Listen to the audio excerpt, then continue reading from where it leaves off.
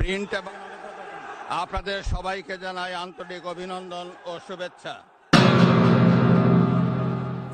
বাংলাদেশের জাতীয় সংসদে ঘটে গেছে এক নাটকীয় উত্তেজনাপূর্ণ ঘটনা। রাষ্ট্রপতি বক্তব্য দিতে এসে দাঁড়িয়েছেন। সংসদের পরিবেশ তখন তুলনামূলক শান্ত, কিন্তু হঠাৎ করেই সংসদের ভেতর থেকে উঠে আসে এক তীব্র স্লোগান, জুলাইয়ের গান। মুহূর্তের মধ্যেই সংসদের পরিবেশ উত্তপ্ত হয়ে উঠে। আর ঠিক সেই সময় রাষ্ট্রপতির দিকে তেড়ে যান এক তরুণ সংসদ সদস্য। তিনি হলেন হাসনাত আবদুল্লাহ। ঘটনাটি এতই দ্রুত ঘটে যে সংসদের ভেতরে উপস্থিত অনেকেই প্রথমেই হতবাক হয়ে যান। পরিস্থিতি এমন হয়ে দাঁড়ায় যে মনে হচ্ছিল বড় ধরনের অঘটন ঘটতে পারে, কিন্তু ঠিক সেই মুহূর্তে সামনে এসে তাকে থামানোর চেষ্টা করেন একজন সিনিয়র রাজনীতিবিদ। তিনি হলেন আব্দুল্লাহ মোহাম্মদ তাহের। তিনি বর্তমান বাংলাদেশ জামায়াত ইসলামের নায়েবে আমির হিসেবেই পরিচিত। তার হস্তক্ষেপে পরিস্থিতি কিছুটা নিয়ন্ত্রণ। কেন উঠল জুলাই গাদ্দার স্লোগান? সংসদের ভেতরে স্লোগানের পেছনে রয়েছে এক বড় রাজনৈতিক অভিযোগ। বিরোধী দলীয় রাজনৈতিক নেতাদের দাবি, জুলাই মাসে সংগঠিত আন্দোলনের সময় ছাত্রদের উপর হামলা ও হত্যার অভিযোগ উঠে। সেই সময় দেশের সর্বোচ্চ সাংবিধানিক পদে থাকা ব্যক্তি হিসেবে রাষ্ট্রপতির কাছ থেকে তারা একটি শক্ত অবস্থান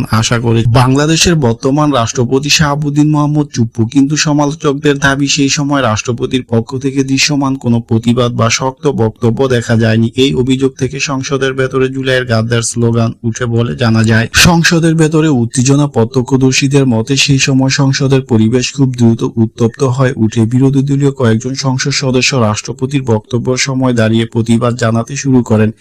কিছু সদস্য সরাসরি রাষ্ট্রপতির ভূমিকার সমালোচনা করেন। এই সময় আলোচনার কেন্দ্রবিন্দুতে চলে আসেন হাসনাত আবদুল্লাহ। তার বক্তব্য এবং আচরণ সংসদের ভেতরে নতুন উত্তেজনা। পরিস্থিতি যখন নিয়ন্ত্রণের বাহিরে যাওয়ার উপক্রম হচ্ছিল, তখন সামনে এগিয়ে আসেন আব্দুল্লাহ মোহাম্মদ তাহের। তিনি দ্রুত পরিস্থিতি শান্ত করার চেষ্টা করেন। প্রত্যক্ষদর্শীদের দাবি, তিনি হাসনাত আবদুল্লাহকে থামিয়ে দেন এবং পরিস্থিতি আরো খারাপ হওয়া থেকে রক্ষা। তার এই ভূমিকার কারণে সংসদের ভেতরে উত্তেজনা কিছুটা কমে আসে। তারপর ছড়িয়ে পড়ে নতুন গুঞ্জন। এই ঘটনার পরপরই সামাজিক যোগাযোগ মাধ্যমে দ্রুত ছড়িয়ে পড়ে একটি খবর, যেখানে বলা হয়েছে রাষ্ট্রপতি নাকি ক্ষুব্ধ হয়ে হাসনাত আবদুল্লাহর এমপি পদ বাতিল করেছেন। এই খবর ছড়িয়ে পড়ার পর রাজনৈতিক অঙ্গনে শুরু হয় তীব্র আলোচনা। তবে এখন পর্যন্ত এই বিষয়ে কোনো আনুষ্ঠানিক ঘোষণা পাওয়া যায়নি। এই প্রশ্ন রাজনৈতিক বিশ্লেষকদের মতে বাংলাদেশ সংবিধান অনুযায়ী কোনো সংসদ সদস্যর পদ বাতিল করার জন্য নির্দিষ্ট আইনি প্রতিক্রিয়া রয়েছে। সাধারণত আদালতের রায় অথবা নির্দিষ্ট সাংবিধানিক প্রতিক্রিয়ার মাধ্যমে এমন সিদ্ধান্ত কার্যকর করা হয়। সব মিলিয়ে জাতীয় সংসদে এই ঘটনা এখন দেশের রাজনীতির বড় আলোচনার বিষয় হয়ে দাঁড়িয়েছে। রাষ্ট্রপতির বিরুদ্ধে স্লোগান, সংসদের ভেতর উত্তেজনা, হাসনাত আবদুল্লাহর তীব্র প্রতিক্রিয়া